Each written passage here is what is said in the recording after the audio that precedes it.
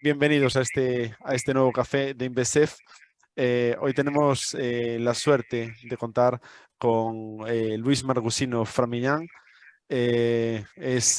Como sabéis, doctor por la Universidad de Coruña, jefe de sección de atención farmacéutica en el servicio de farmacia del área sanitaria de Coruña IC.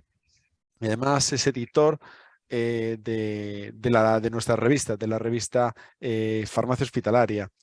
También contamos hoy con Isidro Aguillo. Buenos días, Isidro.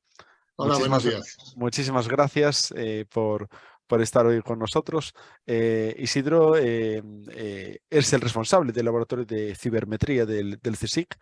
Durante los últimos 25 años ha dedicado la investigación pues, a establecer herramientas métricas, ¿no?, aplicadas a los procesos que finalmente nos evalúan o evalúan nuestras publicaciones. Realmente, pues esto le ha supuesto publicar durante esta época más de un centenar de artículos que lo sitúan entre el 2% de los autores más citados del mundo según el ranking de Stanford. Por tanto, la evidencia lo sostiene y agradecemos que hoy estés aquí con nosotros. Comentaba que son ponencias pues, muy complementarias a nosotros, bueno, pues tanto a los socios que hacen asistencia para evaluar su carrera investigadora, como a los socios que dedican también una buena parte de su asistencia a hacer investigación y que muchas de las consecuciones de proyectos pues son dependientes de esta evidencia que se genere, o más que evidencia que se genere, de los artículos que publiques, ¿no? Acaba estando condicionado por el famoso publish or perish. No sé si realmente esto va a ser un condicionante a lo largo de los años o no. Probablemente Isidro nos pueda dar las pistas. Es algo que realmente nos hace realizar una ciencia poco pensada, ¿no? No sé si poco pensada o poco reflexionada. Es decir, necesitas realmente casi escupir resultados sin llegar a reflexionarlos muchas veces de manera adecuada por esa necesidad a la hora de evaluación, y acaba siendo un círculo vicioso en el que te introduces en el sistema o quedas fuera de él. Y realmente es algo muy inquietante. Y no solamente para los investigadores, Luis. Creo que desde la revista Farmacia Hospitalaria y como editor, pues también tenéis otro tipo de preocupaciones, ¿no? Y entramos de nuevo en ese mismo círculo. Los que, bueno, pues dedicamos mucho tiempo, mucha inversión a realizar un trabajo de investigación, después a la hora de publicar y seleccionar una revista u otra, pues una de las cosas que condiciona mucho este envío pues es obviamente pues que estén incluidas en JCR, en qué cuartil están, en qué factor de impacto. Entonces, ¿cómo incluir a una revista no indexada en indexada? ¿Cuál debe de ser la estrategia a seguir? Bueno, pues todo esto lo intentaremos tratar en este café. Si os parece oportuno, podemos empezar por Luis. Tenemos un tiempo de intervención entre 12 y 15 minutos por ponente. Podéis establecer vuestras preguntas en el apartado preguntas de vuestro aplicativo de Zoom. Y posteriormente ya, después de la intervención de Luis, intervendrá Isidro. Y por último tenemos pie a las preguntas. Por tanto, Luis, es tu momento. Isidro y yo nos silenciamos, nos borramos de la cámara. Disfrutar mucho con Luis y muchas gracias. Bueno, pues buenos días a todos. Espero que ya se pueda compartir, que se esté viendo la pantalla, no lo sé. Supongo que sí. Bueno, muchas gracias, Ancho, por la... Luis, Sí, mira, estás compartiendo el escritorio, ¿no estás compartiendo la presentación? Ah, sí, perfecto. ahora. Entonces, Gracias. ahí, ahora ya estamos. Muchas gracias. Bueno, Ancho, muchas gracias por la invitación y siempre por pues, tu ayuda de tu grupo de investigación y como autores en la promoción y a la mejora de la revista Farmacia Hospitalaria con los artículos que enviáis. Para mí es un honor también estar con Isidro Aguillo aquí. Yo siempre lo comento en el comité editorial de la revista, en la que entré hace 6 años, que entramos como aficionados, porque realmente tenemos una formación nula en el campo editorial y es un mundo extraordinariamente complejo. Pero bueno, vamos estudiando cómo mejorar el impacto de la revista de farmacia hospitalaria y a partir de ahí pues vamos teniendo una visión aproximada de todos los temas que vamos a tratar ahora. En este caso, pues me parece muy oportuno el tema de la evaluación del impacto científico de las revistas o como autores. Y como sabéis, eso se hace a través del factor de impacto. Y con la introducción que ha hecho Anxo, yo no tengo nada más que decir. Voy a empezar ya para intentar acabar a tiempo. Bueno, como sabéis, los factores de impacto miden la cantidad, pero también miden la calidad. Se intenta que a través de las distintas métricas que están oficiosamente reconocidas a nivel internacional, pues contar el número de trabajos publicados, las citas recibidas, el número de citas por trabajo publicado, es decir, una serie de datos que posicionan a una revista como indexada o no indexada, o como a mí me gusta más decirlo, pues dentro de un determinado índice o no, porque indexadas al estar en un índice pues están todas, y que van a medir no solo la cantidad, sino la cantidad de la producción científica. Estos índices de producción científica o de calidad científica, pues tenemos varios. Uno que utiliza, por ejemplo, Google Scholar es el índice H de Hirst, que nos indica la posición en la que se encuentra una determinada revista en cuanto a artículos publicados que han obtenido un tope de citas recibidas, ¿no? Es decir, si una revista pues, de un determinado artículo tiene 7 citaciones, pero es el único artículo que ha alcanzado estas 7 citaciones, pues no va a tener este índice H de Hirsch de 7, ¿no? Entonces, bueno, a modo de ejemplo, estos son datos de la Web of Science. Farmacia hospitalaria tiene un índice H de 11, o por ejemplo, una revista que para nosotros también es de referencia, como es la revista de la JHP, que tiene un índice H de 42. Pero luego hay otros factores de impacto que son los que realmente importan. Unos son, como sabéis, el JCR, que es un factor de impacto que está evaluado por la Web of Science. Web of Science es un producto de Clarivate actualmente. Hay también los índices de impacto de Scopus, que también los vemos en algunas revistas y tenemos que tener mucho cuidado para no confundirnos unos con otros. Entre los de Scopus, pues tenemos el SNP, que es un índice de impacto por artículo. Otro que también aparece muy referenciado en las revistas cuando entréis a su página web, que es el SJR. Y luego un CITE-SCORE, que también aparece en algunas de ellas, que también es un índice combinado de los dos. Aquí simplemente os dejo como información las páginas web donde podéis encontrar estos índices de Scopus, tanto el SNP y el SJR. Esto es muy importante que hagáis este ejercicio, tanto con estos índices como el JCR, porque a veces la información que consta en las páginas principales de cada una de las revistas está un poco sesgada y es un poco difícil de obtener cuál es el índice real. Yo recomiendo estas páginas web. O el CITE-SCORE, también tenéis aquí, abajo al pie de ese cuadro, el acceso para obtener y saber el índice de cada una de las revistas. Pero no cabe duda que el índice que se lleva la palma es el JCR. El JCR es un índice, como he comentado, de la Web of Science, de Clarivate. Web of Science es un producto de Clarivate. Clarivate tiene una historia ya muy dilatada, empieza ya en el siglo XIX, no vamos a entrar ahora en ese tema. Y Clarivate es una empresa que, como toda la empresa, pues tiene que tener sus beneficios y que trabaja en este sentido también. Luego, la Web of Science, ¿qué hace? Pues la Web of Science registra todas las publicaciones científicas que se hacen, tanto como artículos científicos, como abstracts de conferencias o como libros, no solo en el campo de las ciencias naturales, del ámbito científico médico, sino también en arte y literatura, a nivel social, etc. Y lo que hace es organizar toda esta información, después de registrarla, la conecta y la evalúa. La evaluación es una evaluación bastante compleja, no siempre totalmente transparente, porque es verdad que no es así, pero ese es su trabajo, ¿no? Y entonces, en esta Web of Science tiene dos misiones principales. Una, que la podemos usar como base de datos de buscador bibliográfico, al igual que usamos habitualmente el PubMed, el Lime, pero también evalúa la calidad e impacto de la producción científica desde una visión multidimensional. Entonces, tenemos una serie de revistas que van a estar en la Web of Science, van a estar indexadas. pero lo realmente importante y lo que da valor a una revista en cuanto a su impacto es que esté en la Core Collection, en la colección central, que como veis es esa parte más azul interna que veis ahí.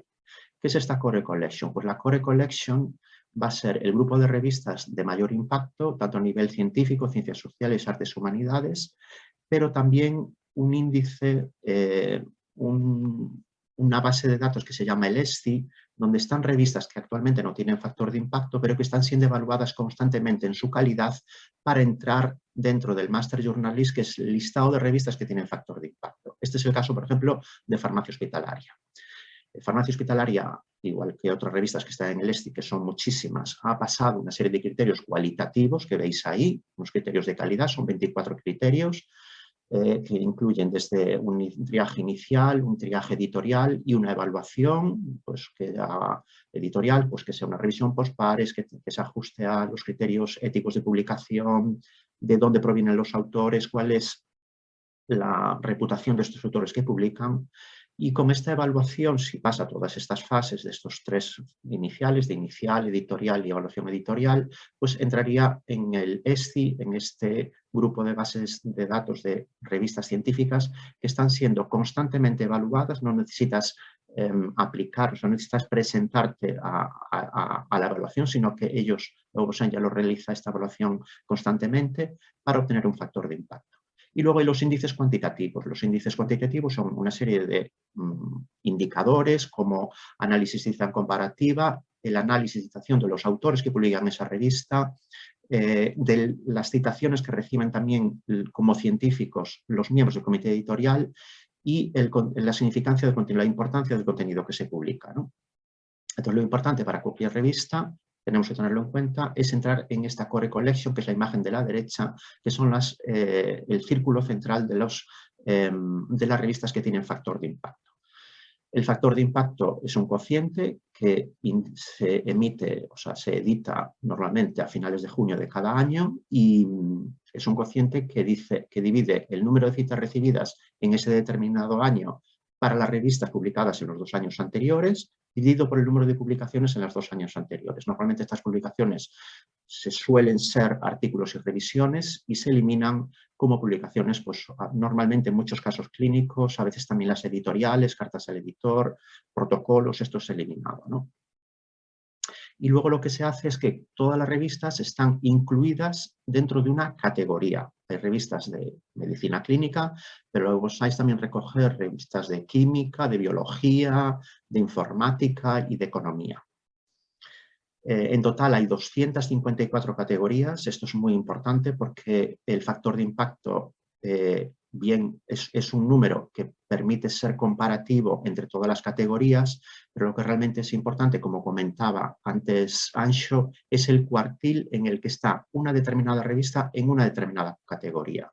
Por ejemplo, aquí veis en la última línea de esta tabla que farmacia y farmacología, que es donde está farmacia hospitalaria, incluye un total de 279 revistas que tienen factor de impacto. Aquí tenéis un pantallazo de cuáles son las principales revistas dentro de esta categoría de farmacia y farmacología y ves que empieza con una revista que es Nature Reviews, que tiene un factor de impacto de 112 y por lo tanto en la columna, la penúltima que veis aquí, vemos el cuartil al que pertenece.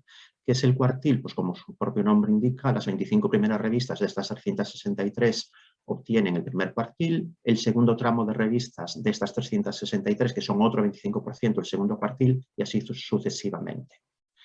Os he puesto ahí en cada diapositiva, supongo que es así, vais a disponer de la presentación, tenéis el acceso a la página del JCR de Clarivate.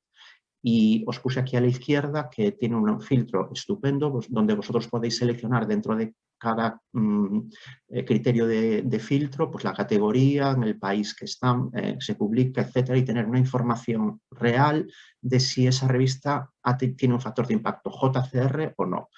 Yo recomendaría que siempre que evaluéis una revista para su publicación, entréis en esta página web porque es una página web actualizada, real y transparente en cuanto a la revista y su factor de impacto y el partido en el que está.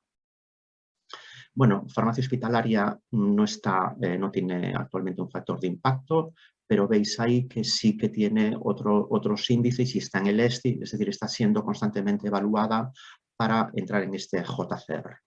España, como curiosidad, no está mal en cuanto al número de revistas que están incluidas en el JCR, ves que hay 719, está en el 5º lugar, es una muy buena posición, pero es verdad que no, el grupo de revistas de medicina, de farmacia, de ciencias, no es el que nutre precisamente este elevado número de revistas que están en el JCR, sino que son de otras disciplinas como literatura, psicología también, informática, y hay un gran número de revistas que entran en este listado de las 719.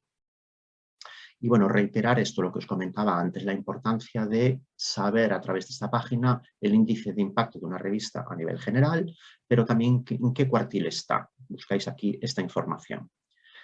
Y otro aspecto que a mí me parece bastante relevante a la hora de la difusión de los resultados de la investigación que vamos produciendo a nivel individual en grupo de investigación es el Open Access. Como sabéis, el Open Access es el marchamo que diferencia una revista que podemos tener un acceso abierto al contenido íntegro de un determinado artículo científico o no. Por lo tanto, además de obtener el Q1 a través de esta página web o el Q2 o el Q3, donde quieras tú enviar un artículo determinado, yo también tendría en cuenta si una revista es Open Access o no, y de hecho este es un criterio muy valorado por Web of Science para posicionar e integrar una revista en el listado de los que tiene JCR. Bueno, como ya veis, el JCR es el índice de impacto más importante a nivel académico, a nivel científico, pero las cosas también se están moviendo. Este es un editorial que salió en Nature este año, reflexionando acerca de otros impactos que actualmente no se tienen en cuenta, o por lo menos en un criterio objetivo no se tienen en cuenta y que deberían tenerse, como por ejemplo la difusión de la información de un artículo científico a través de redes sociales, que es muy importante, o el ranking de la universidad de donde provenga. Como consecuencia, o también desde hace años como preludio a esto, comentaros que todo este tema de los factores de impacto, y con esto nos concretará mejor el doctor, hay unas iniciativas a nivel americano, por ejemplo, la Declaración de San Francisco sobre la evaluación de la información, o el Manifiesto de Leiden, que es a nivel europeo, donde nos proponen 10 principios para guiar la evaluación de la calidad científica, y esto probablemente a medio plazo pues, pueda tener un impacto. Y muy recientemente el proyecto de la Unión Europea sobre el área de investigación, una de sus líneas estratégicas es precisamente reformar para los investigadores e instituciones, como pueden ser revistas, universidades o institutos de investigación, la evaluación de la calidad de la investigación que se publica. Aquí tenéis el informe, que yo creo que es bastante interesante, por lo menos leer sus líneas generales y ahí tenéis el acceso. Y nada más, muchas gracias por vuestra atención y cualquier duda o pregunta la resolveremos ahora, o si no, ahí tenéis mis accesos para que lo podamos hacer. Muchísimas gracias, Luis, por tu intervención. Las preguntas las dejaremos para después de la intervención de Isidro, y las formularemos todos juntos. Recordamos que tenéis en el aplicativo, en el apartado preguntas, para irlas dejando colgadas. Muchas gracias, Luis. Me ha encantado, como siempre, tu intervención. No sé si esta es la misma visión que nos apartará Isidro, experto en cibermetría.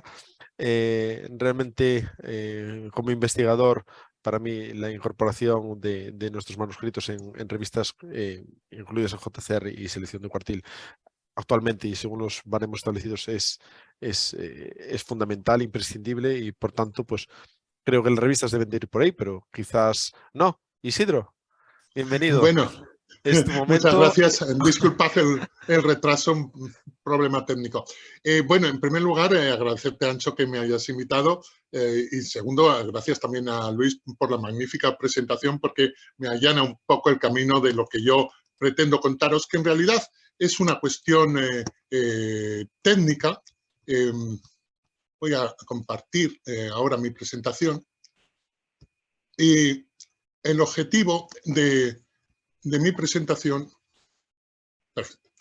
El objetivo de mi presentación es daros algunas indicaciones técnicas a nivel individual, mientras que Luis nos ha hablado del tema a nivel de editor de revistas y de revistas, yo creo que es interesante hablar también a nivel individual, que posiblemente muchos de vosotros estaréis más interesados. Yo voy a hablar de un caso que parece ser que es lo que va a ocurrir en el futuro, donde lo que cuenta no es el total de lo que publicas, sino una selección de lo que tú, el propio autor, estima más oportuno, que puede ser un grupo reducido de papers, normalmente, pues posiblemente no más de 5 o de 10, y que yo creo que todos conocéis un buen ejemplo que en España, que es el caso de los esenios.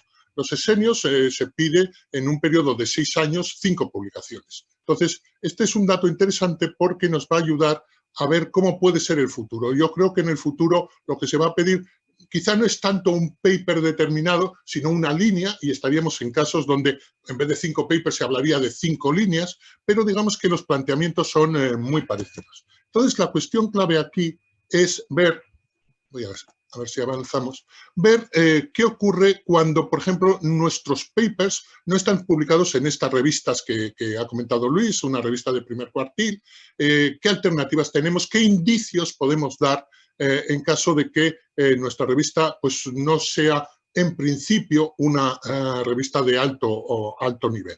Entonces, yo lo que primero diría es que tenemos que tener cuidado con la posible exclusión de las aportaciones. Y la posible exclusión es máximamente debido al hecho de que hay demasiados autores. Y esto es muy importante porque venimos de una época donde se habla del publish or perish, donde el volumen de publicaciones es muy importante, y ahora se va a ir a otro sentido, la importancia de las publicaciones. Y ocurre que con el ánimo de tener cuantas más publicaciones mejor, pues hemos estado entrando en artículos con 5, 10, 15 o incluso muchos más autores. Y hay que pensar que ya hoy en día ese tipo de publicaciones, salvo que tú seas el autor principal o el autor de correspondencia, podría ser excluida. Y este es un problema, porque si estamos hablando de que en procesos donde se evalúan 5 o 10 aportaciones, una o varias de estas se excluyen por el número de autores, pues es un problema que uno tiene que tener en cuenta.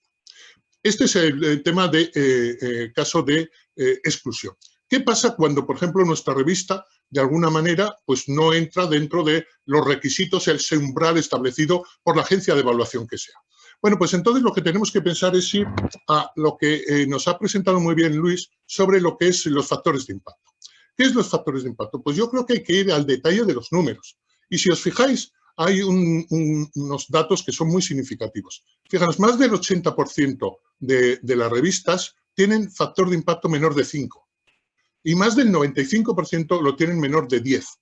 Esto es importante porque son números muy bajos y estamos partiendo de la base de que una revista supuestamente con factor de impacto 8 pues es mejor que una con 7 o una con factor de impacto 5 es mejor que una con 4, lo cual pues en principio parece lógico hasta que uno aprende o conoce qué significa exactamente factor de impacto. El factor de impacto es lo que nosotros llamamos citas esperadas. Es decir, si yo mando a una revista un artículo, esa revista tiene un factor de impacto de 4 o de 5, se espera que mi artículo va a recibir esos 4 o 5 citas porque pues, la revista atrae ese número de citas, 4 o 5 citas. Fijaros el detalle, 4 o 5 citas son muy pocas citas, son números muy bajos. Es decir, entrar a valorar, a discriminar la aportación en base a que uno reciba 5 o reciba 4, bueno, incluso en el caso de que los factores de impacto sean un poco más altos, la mayoría de las revistas tienen esos factores de impacto tan bajos. Solo hay unas 200 revistas con factores de impacto mayor de 20. E incluso en ese caso, realmente 20 es mucho más que 15 o que 12 o que 18. Es difícil. ¿Qué significa eso? Pues que aquí tenemos una oportunidad, porque eso son citas esperadas, pero el artículo puede recibir lo que se llama citas reales. Es decir, un artículo en una revista que tiene de factor de impacto 10, se espera que pueda recibir 10 citas, pero si en realidad recibe 20, aquí tenemos un argumento muy fuerte. Entonces, en estos casos, cuando a nosotros nos rechazan una aportación porque no está en una revista que tiene un alto factor de impacto, quizá una alternativa interesante sea ver cuáles son los números reales de citas que ha recibido ese artículo. Y en este caso es importante entender también cómo está distribuido el caso de las citas esperadas. Es decir, en un artículo, en una revista, por ejemplo, os he puesto aquí el caso de Anales de Neurología, con factor de impacto 10, se supone que tiene la esperanza de citas de 10, resulta que si os fijáis, en vuestro caso, bueno, supongo que también en el mío, a mano izquierda veis que hay un altísimo número de artículos de una revista que se esperan 10 citas que tienen 0 o 1.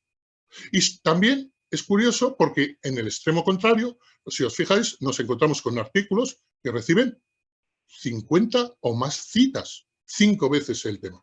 Por tanto, cuando una agencia nos dice, oiga, usted nos está presentando un artículo en una revista que no es top, uno puede contestar, ojo, que nosotros estamos obteniendo un número de citas muy superior al número de citas que cabría esperar, no para esa revista, sino incluso para una revista de cuartil superior. Por tanto, este es un punto que es importante. Hay que entender la parte numérica del asunto y la posibilidad que nos ofrece. Claro, como señalaba Luis, hay que tener en cuenta que no todas las disciplinas funcionan igual y hay disciplinas que por tamaño de personas que trabajan en ella o por la tradición de cómo funcionan a la hora de citar, pues tienen comportamientos de citas y factores de impacto muy diferentes. La solución, como él ha indicado, se divide en una serie de categorías, más de 250, y en cada una de ellas se ahora hace un orden que es orden descendiente por factor de impacto, pero que se divide por posiciones. Él lo ha indicado muy bien, pero yo quiero recalcar. Es decir, lo que ocurre realmente es que estamos marcando la revista de la posición primera, por ejemplo, en el ejemplo que os estoy poniendo aquí, a la posición 16ª. Eso es el primer cuartil. Pero los valores, y el ejemplo que os estoy poniendo es un ejemplo real, los valores reales de factor de impacto son muy inferiores. Si os dais cuenta, sí que es cierto que el 100% del valor, que es la primera revista, pues es correcto, ese 100%, pero es que hay revistas que representan el 75% o incluso el 50% de ese valor dentro del primer cuartil. Es decir, que nos estamos encontrando con revistas de muy diferente valor, incluso dentro del primer cuartil, porque se ordenan no por porcentaje del factor de impacto, sino simplemente por orden. Yo siempre pongo un ejemplo aquí, que yo cuando corro con Usain Bolt siempre quedo segundo.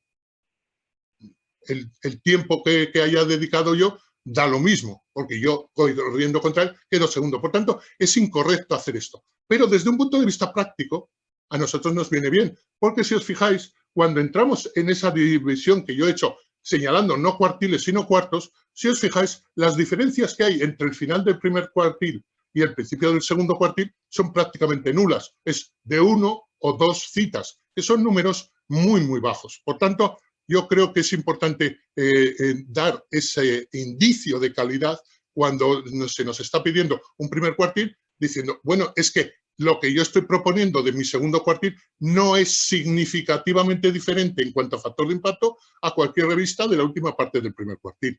Y esto es un argumento, yo creo que fuerte, en contra de los cuartiles y a favor, por ejemplo, de utilizar, en vez de los cuartiles, utilizar, por ejemplo, los percentiles. Es decir, que una revista esté en el 90, en el 80 o el 70%. Pero aquí vuelvo a indicar, fijaros en la parte izquierda, donde en este caso, que es una disciplina cuyo valor de impacto máximo es 5, estamos viendo diferencias de citas esperadas de 1, 2, 3, 4, que en realidad no tienen tanto sentido a la hora de valor. Por tanto, es importante que tengamos en cuenta eso. Además, daros cuenta de una cosa que va a ocurrir el año que viene. El año que viene, el factor de impacto se va a calcular solo con un decimal. De hecho, era absurdo lo que ocurría ahora, que se calculara con 3 decimales. Bueno, ¿qué significa eso? Que va a haber muchos más empates. Que revistas que tradicionalmente han estado entre el primero y el segundo cuartil, pues ahora posiblemente se queden empatadas dentro del primer cuartil con un criterio inclusivo. Es decir, que muchas revistas que ahora estamos desdeñando porque son segundo, tercer cuartil, podrían subir. Alternativas. Bueno, pues alguna alternativa se da con el hecho de que, claro, estos números son tan bajos porque el factor de impacto se calcula sobre, como bien ha indicado Luis, una ventana de citación de un año. Es una ventana de producción de 2 años, pero las citas de esos 2 años son en un único año. Y para suavizar esto está el factor de impacto de 5 años. Es interesante que lo sepáis porque hay ciertas disciplinas donde el periodo, el retraso en la citación es más amplio. ¿Qué quiere decir eso? Que si alguien os echa para atrás una revista que está en cuartil 1, según el factor de impacto de 2 años, podéis mirar a ver si en el factor de impacto a 5 años, pues realmente esa revista es de un área en donde, pues, por ejemplo, la misma vuestra farmacia, donde el proceso de citación se retrasa, pues igual el orden es distinto. De hecho, ocurre así. Hay veces que los cuartiles de 5 años no coinciden en absoluto con los de primero. Cosas que se van a ir desarrollando. Bueno, pues va a haber nuevas incorporaciones de revistas. Espero que alguna de las revistas de este, incluyendo la de Luis, puedan entrar definitivamente en la Core Collection, en la colección principal. Pero, bueno, habrá que ir viendo cómo se va desarrollando este tema.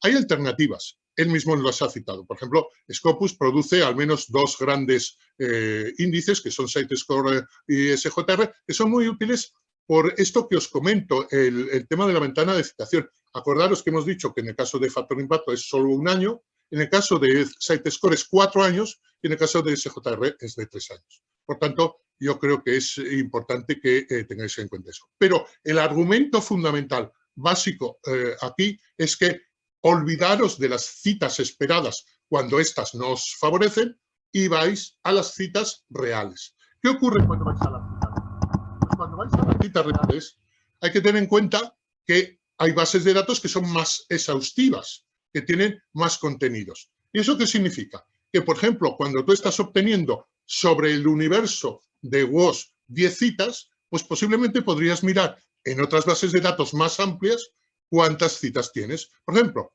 WOS y Scopus más o menos tienen unos 80 millones de registros cada una de ellas, con un alto solapamiento. Es decir, que si sumáramos las dos, posiblemente no pasarían de 90. Pues fijaros, hay bases de datos como Dimensions del grupo Springer que tienen 130 millones.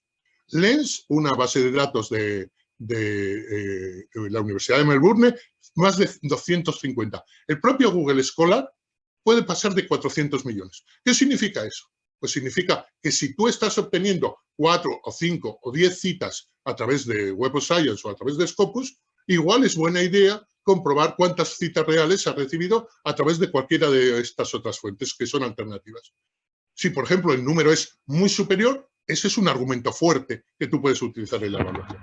Yo creo que eso es relevante. Más aún, en el caso de Dimensions, por ejemplo, tenéis a mano derecha que no solo tenéis las citas, sino tenéis el impacto en redes sociales, lo que se llama indicadores almétricos. Bueno, pues es una información que también es valiosa y que podéis utilizar en su caso cuando veáis que los números os favorecen. Pero no solo hay estos indicios métricos relacionados con los artículos científicos, hay indicios no bibliométricos. Pues, por ejemplo, aparte de lo que os he comentado de las redes sociales, que son cercano al mundo bibliométrico, pues tenéis otra tipología de impactos. Por ejemplo, patentes. Y hay bases de datos que permiten comparar artículos con patentes o impacto de las patentes en los artículos o viceversa. Hay el tema de los datos, es decir, los datos per se, independientemente del análisis que se hacen, pueden recibir citas o documentos de políticas o estudios clínicos. En fin, hay una serie muy amplia de posibles impactos adicionales que yo creo que son útiles. Fijaros, os voy a poner un ejemplo que me es muy próximo. Cuando yo descubrí, por sorpresa absoluta para mí, que uno de mis artículos es citado en 3 patentes. Y esto lo hice en esta base de datos que os he comentado antes, Lens, de la Universidad de Melbourne, donde simplemente buscándome, pues descubro que, pues bueno, el número de trabajos que tengo publicados, pero por sorpresa, automáticamente, sin que yo hiciera nada, descubro que uno de esos artículos ha sido citado en 3 patentes. Bueno, pues este es un dato que independientemente del impacto real de la revista en la que se haya publicado, pues es relevante para el debate. Bueno, y yo creo que muy rápido, sobre todo para dejar tiempo para las preguntas, esta era lo que os quería contar y bueno, pues estoy a vuestra disposición para preguntas y dudas que tengáis. Muchísimas gracias. He aprendido muchísimo. He aprendido muchísimo. Siento haber sido tan rápido, ¿no? No, está muy bien. Realmente hubo aspectos que comentas que como investigador me intranquilizan.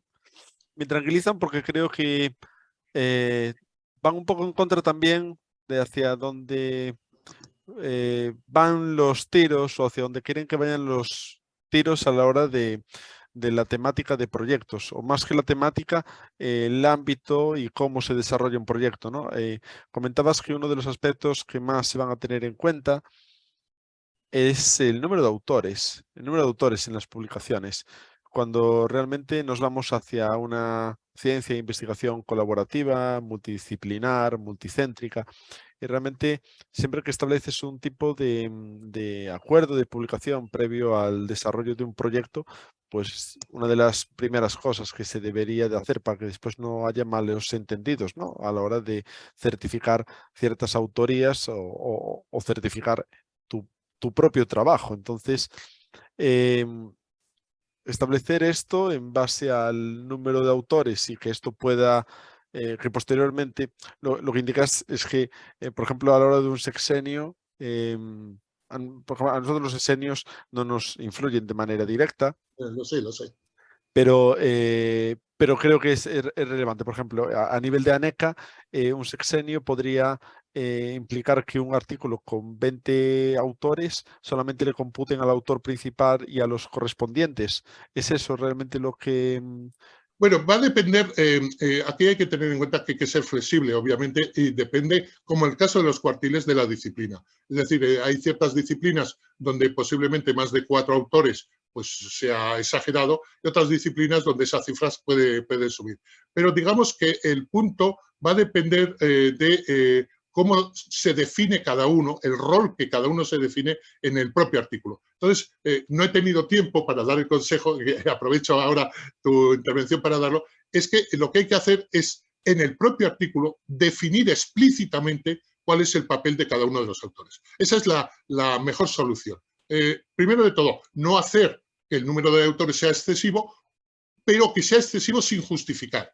Si tú puedes justificarlo, mejor. Y luego, justificar también quiénes, puede ser una o varias personas, son los autores principales. Porque en el caso de medicina ya sabes que no necesariamente es el primer autor, a veces puede ser el último. El autor de correspondencia puede ser el junior, el que pues, en ese momento está liderando ese aspecto concreto, pero que corresponde a una línea de investigación donde él simplemente es un colaborador más. Entonces, mi consejo en este caso es siempre intentar evitar que el número de autores sea excesivo para la disciplina, para el área concreta, y en caso de que ese número sea llamativo, justificar el rol de cada uno de ellos e identificar explícitamente, porque esto es muy importante para luego el evaluador tenga criterio, quién es el investigador principal o los investigadores principales.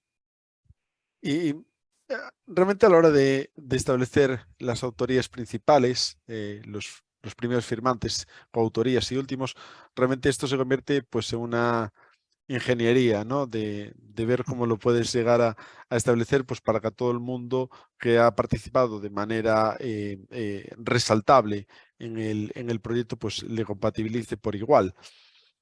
Y esto, pues, a veces también es una de las, bueno, según la política de cada una de las revistas, ¿no? Pues que se adhieren o más o menos estrictamente a las recomendaciones establecidas, pues unas revistas permiten, por ejemplo, 2 co-correspondencias y 2 coautorías principales, otras 3, otras 1.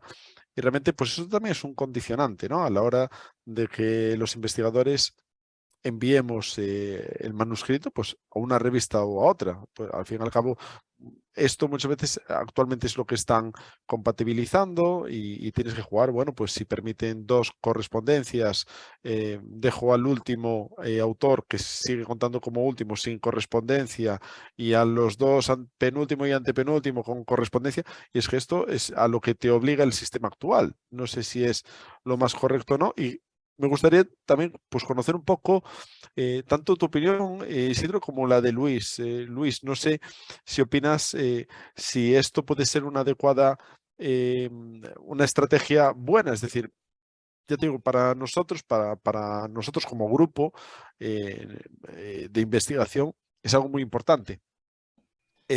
Debemos ser rígidos a la hora de establecer el número de autores en un artículo, a la hora de establecer las correspondencias, co-correspondencias o co-primeras autorías. Me gustaría escucharos a ambos en este sentido.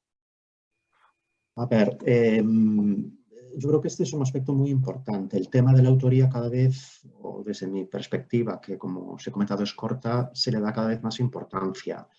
Dentro de COPE, que es bueno, el Comité para la Evaluación Ética de las Publicaciones, establece claramente lo que debe considerarse el autor de una publicación. En nuestro ámbito, tú lo sabes, Anxo, aunque estas declaraciones se hagan, sabemos que los autores que figuran como firmantes de un determinado artículo en muchos casos no cumplen estas condiciones. Eso en primer lugar. Y luego, en segundo lugar, yo creo que los editores de las revistas, los directores o los subdirectores del comité editorial tienen que establecer en las normas de publicación un equilibrio entre el cumplimiento de estas normas de la ética de la publicación, por un lado, y por otro lado, el medio en el que nos movemos. En nuestro caso, tú lo sabes y lo conoces muy bien, el mundo de la farmacia hospitalaria. Entonces, por un lado, desde el comité editorial tenemos que dar las facilidades, siendo un poco flexibles, siempre dentro de las normas de publicación, ajustando las normas a la realidad de nuestro ámbito, a la realidad de nuestra especialidad de farmacia hospitalaria, para que en el caso de que haya 2 o 3 autores que se consideren como principales o como autor, como correspondencia, que también, como comentaste, es un criterio que se tiene en cuenta, pues pueda incluirse dentro de ese grupo de coautores. Es decir, hay un equilibrio entre como responsabilidad como editor o como director de una revista de que se cumplan los criterios de autoría, por otro lado, saber el medio en el que te mueves y permitir la inclusión de autores, sobre todo teniendo en cuenta que en el mundo de la farmacia hospitalaria en España cada vez se hacen más trabajos colaborativos y multidisciplinares y permitir la inclusión de más autores que a veces efectivamente, como comenta Isidro, va en detrimento de cada uno de los autores, porque nosotros que no nos movemos tanto en un ámbito académico, excluyendo el tema de las tesis doctorales que sí te exigen tal, pues a veces en las convocatorias de oposiciones se tiene en cuenta el número de autores en un determinado artículo, dividiendo el impacto de una revista o los puntos que te den por el impacto de una revista a nivel de evaluación curricular por el número de autores. Hay una pregunta también ahí relacionada con esto que luego comentaremos si tenemos tiempo. Bueno, a mí me parece muy interesante precisamente que esté aquí Luis porque da esa perspectiva de editor de revista. Yo creo que puedo dar la perspectiva, por un lado, de miembro de un equipo de investigación y, por otro lado, de miembro de un equipo de evaluación. Como miembro de un equipo de investigación, yo creo que tiene que guiarme el equipo, sobre todo el director, tiene que guiarse por unas normas éticas, es decir, tiene que asumir que quien no colabora pues no debe figurar como autor, debe figurar agradecimientos o algún tipo de reconocimiento de ese tipo. Y luego, lo que estaba comentando antes, pues sí que hay una manera actualmente muy interesante, porque la mayoría de los editores lo permiten, que es hacer una declaración de la contribución relativa de cada uno de ellos, identificando, si es preciso, quién es el autor principal o quiénes son los autores principales. Esto es correcto desde el punto de vista del equipo de investigación. Pero desde el punto de vista del evaluador, uno tiene que referirse a patrones. Es decir, a un evaluador le resulta difícil, posiblemente porque utiliza un casillero, un formulario ya preestablecido, añadir más de 1 o 2 autores principales. Es decir, en el momento que uno no tiene espacio físico en el casillero para más de 2 autores principales, podríamos tener un problema. Y esto parece una tontería, pero es cierto que en el proceso, que a veces es muy pesado, muy denso, muy rápido de evaluación, pues estos aspectos ergonómicos, vamos a llamarlos así, hay que tenerlos en cuenta. Detrás hay algo psicológico, obviamente. A mí me resulta difícil entender que un artículo pueda tener una multitud de autores principales. Esto hay que tenerlo en cuenta. Y luego, además de eso, yo creo que depende de la disciplina. Lo que habéis comentado es cierto, en una disciplina como la vuestra, donde claramente quizá no hay un jefe de equipo, sino que es una colaboración interpares, pues el hecho de que haya bastantes autores, pues es interesante. Ahí cabría una manera de definirlo diciendo que formáis un equipo. Es decir, ni siquiera ya identificar quién es el autor principal o el autor de correspondencia, por supuesto, pero identificar explícitamente que es un equipo donde todo el mundo colabora en igualdad de contribuciones. Y esto también es una declaración, y es una declaración igual, desde el punto de vista del evaluador, más sincera que intentar identificar 2 o 3 primos entre los pares. Porque la firma de grupo o consorcio, pues es otra de las estrategias, ¿no? Pero que no es evaluada, es decir, no es aceptada, entonces tampoco sería una estrategia válida. Entonces, bueno. Bueno, sería válida si se identifica que el grupo tiene una estructura, por ejemplo, que tiene nombre. Es decir, decir que perteneces al grupo tal, pero indicar cuáles son los miembros del grupo. A mí me parece que sí que es interesante decir que forma parte de ese grupo porque, por ejemplo, en una evaluación de varias personas a lo largo de un periodo temporal, más allá, incluso un sexenio es un periodo largo, más allá de un sexenio, pues es interesante porque significa que se ha producido un proceso de gestación y maduración de un equipo que ha dado lugar a una línea de investigación. Esto me parece importante por algo que ha comentado Luis de la nueva evaluación que se va a producir a partir de ahora por parte de la Comisión Europea. La Comisión Europea lo que pretende no es tanto evaluar aportaciones individuales, sino líneas, donde, por ejemplo, las aportaciones son hitos, pero hitos dentro de esa línea. Es decir, lo que interesa no es tanto un artículo concreto, sino una serie de trabajos que más o menos evolucionan hacia la solución de un problema, identificar con papers o con otros de tipo documental cuáles son los hitos principales. Entonces, en ese sentido, identificar la línea se puede hacer con un nombre de línea. Eso puede ser complicado, pero se puede hacer también, por ejemplo, con un nombre de grupo. Es decir, que el grupo sea creado para resolver ese problema concreto y a lo largo de unos años ha ido produciendo una serie de resultados. Me queda exactamente 2 minutos para ver quién se atreve a responder a una pregunta que nos hace la compañera Inés Jiménez. Es una pregunta amplia y creo que difícil de concretar, pero seguro que estamos con los expertos adecuados. ¿Qué recomendaríais para acertar con la mejor revista? Hay portales como Jane que te sugieren revistas, pero a veces es un proceso agotador.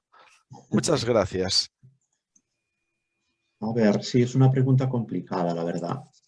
Por un lado, en la propia pregunta dice, ¿qué recomendarías para aceptar con la mejor revista? Bueno, a ver, Inés lo que entiendes como la mejor revista. A lo mejor la mejor revista es aquella que quieres que tu investigación se difunda. Por ejemplo, lo pongo siempre con el ejemplo de la farmacia, dentro de la comunidad de farmacia hospitalaria, entonces la mejor revista sería farmacia hospitalaria, pero si tienes otros objetivos, que son los que hemos comentado aquí, pues tienes que establecer estrategias para buscar cuál es la mejor. Por ser rápidos, Jané, efectivamente, tú pones el contenido del abstract o del título y te sugiere una serie de revistas, pero yo tendría en cuenta lo que comentó Isidro. ¿A qué cuartil pertenecen? ¿Qué factor de impacto tienen? El índice de rechazo de los artículos de una determinada revista, que esto es muy importante para que el proceso no sea tan agotador. Que esta información muchas veces viene en la propia página de la revista o hay buscadores que te dicen el índice de rechazo. La periodicidad con la que se publican los números. No es lo mismo publicar en una revista Q2 que tenga una periodicidad de 6 meses que tener una periodicidad de 1 mes. Probablemente sea más fácil por el número de artículos que se publican. Si es open access o no. Bueno, y luego, por supuesto, que esto muchas veces no lo tenemos en cuenta, el propio ámbito de la revista, el tipo de artículos que publican y cuál es la dinámica de las últimas publicaciones de los últimos años de la misma revista, que lo puedes hacer en el propio buscador. Estas son algunas recomendaciones. No nos queda tiempo para más. Podría estar hablando de esto toda la mañana. Creo que da para otro café. Isidro, Luis, muchísimas gracias por participar en estos cafés y por mi parte ha sido un placer contar con vosotros dos. Muchas gracias. Gracias a vosotros. Muchas gracias. Gracias a los socios por estar hoy ahí detrás y como siempre nos vemos en el próximo Café Investor. Un saludo.